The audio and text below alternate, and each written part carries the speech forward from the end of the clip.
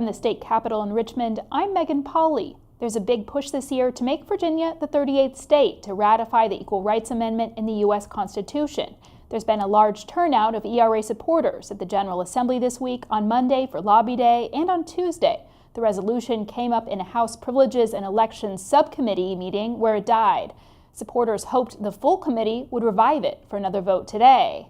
But instead of showing up this time, VA Ratify ERA campaign coordinator Katie Hornung posted a message to Facebook yesterday, announcing the group would be boycotting this morning's meeting. We think there's a narrative being framed against us in a way that is not helpful. A group of anti-ERA proponents did turn up. They say the ERA could require women be drafted into the military, among other things. During the meeting, Democratic delegate Mark Sickles brought up the Equal Rights Amendment, but Republican delegate Mark Cole asked him to amend his motion. The appropriate motion would be to put it on the agenda. The motion failed on a party line vote. That leaves the fate of the ERA up to creative political maneuvering or a change of heart from House Republican leadership. For Assembly 19, I'm Megan Pauley.